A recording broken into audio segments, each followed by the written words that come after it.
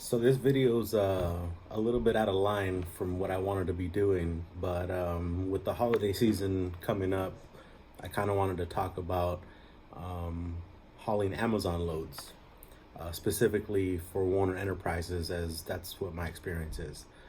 And we're roughly about a week late because it's already begun, the heavy flow of Amazon loads and people shopping and things like that. So when you're hauling for Amazon, obviously through an outside carrier, they're good loads. I mean, they're easy. You pick them up, at their set time, and you just take them to UPS and be done with it. Some of them are, shorter runs, solo drivers or team runs. Just kind of depends on what you're running. But I'll do three different scenarios or two or kind of whatever I decide, I guess, just to give you an idea. Um, but it can also cost you some money.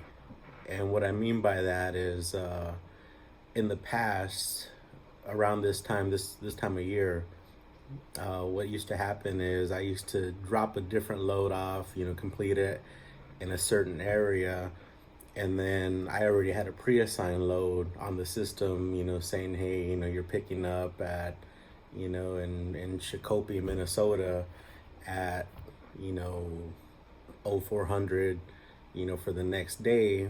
And here it was, 1 p.m. or so the day prior. And I was running a trainer truck, so what about all that time in between? There's roughly 15 hours of time that I'm not doing anything.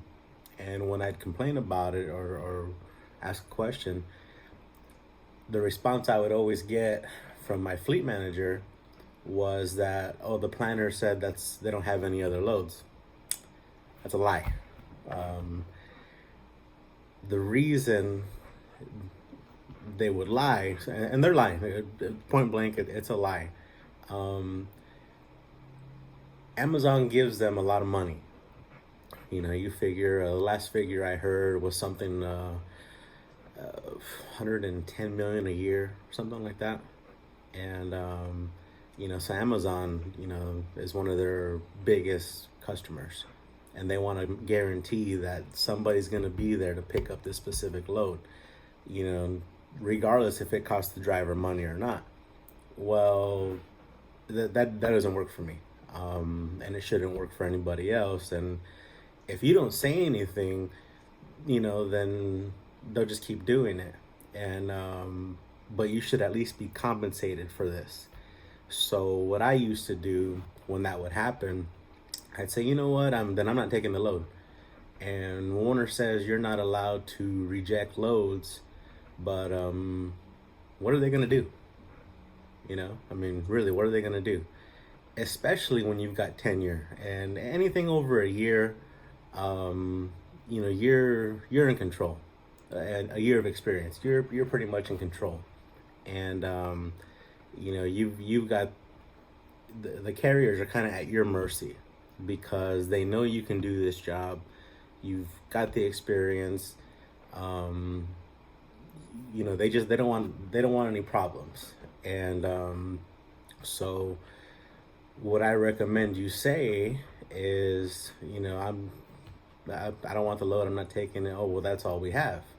Well, then I'm just going to do a reset. You're going to sit me for 15 hours or however long it's going to be.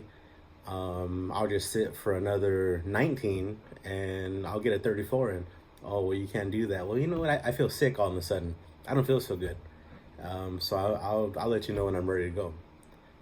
Again, what are they going to do? They can't do anything. They're not going to fire you, so the best case scenario is you're going to go through all these steps with these guys. Fleet manager is going to be a little bit pissed off, but,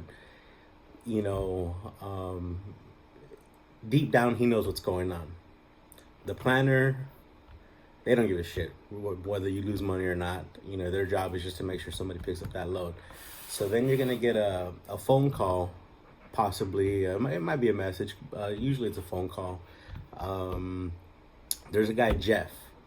He's at the time, last time I was there, he was the manager of the JT department, or just in time, or basically their high priority loads. And he'll ask you what's going on, and you explain to him too if he asks you, or it could be somebody else that calls you, whatever the case is, and explain that you're losing money. You want this load picked up, fine, compensate me for this time.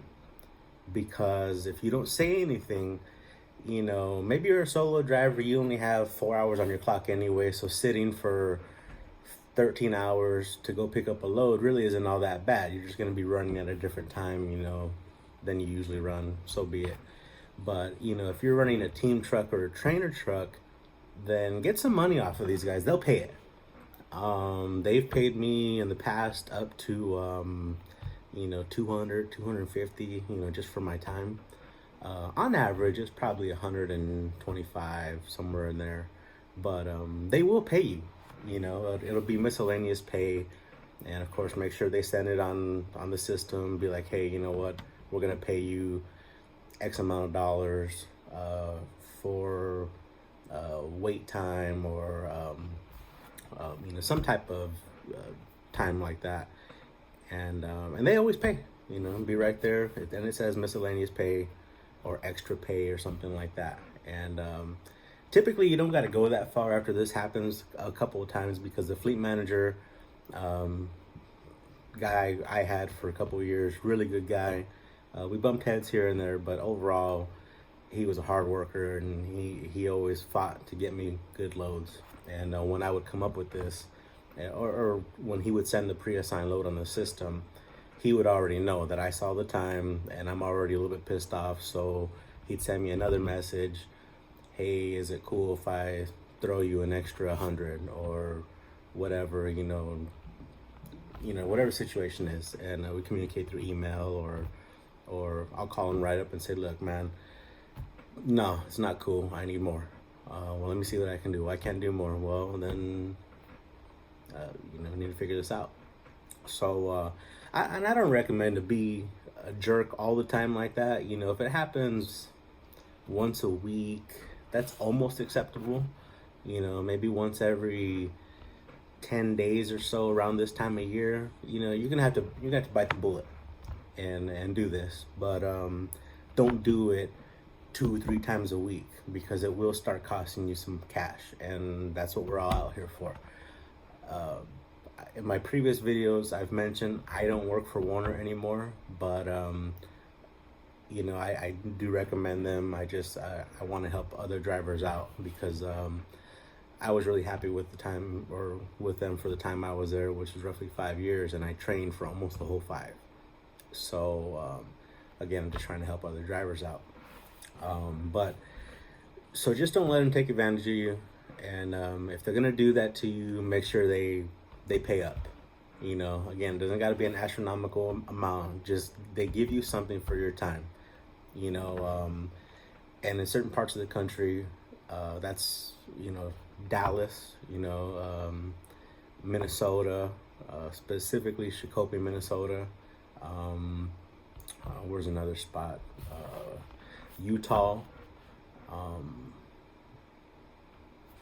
California is not so bad for Amazon loads, because typically they're running, you get a short run, you can go to Vernon, California, UPS, something like that. But if you've been doing this a while, the spots where this time of year you're gonna get that Amazon load, and not just Amazon, other Williams-Sonoma, for Werner out of Omaha, Nebraska.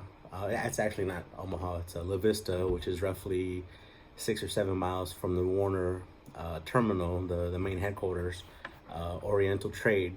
And those are good loads. I used to get a load going to Oregon, Salt Lake City, you name it, good loads, all UPS. But I just thought I'd bring this up because it happened to me a couple of times, and I started catching on that, hey, they got other loads, they're just lying. And sometimes they're not lying, but they still need to pay up. So hope that helps you guys out. Again, this video is kind of out of order, but because we are in the holiday season, I wanted to bring this up. So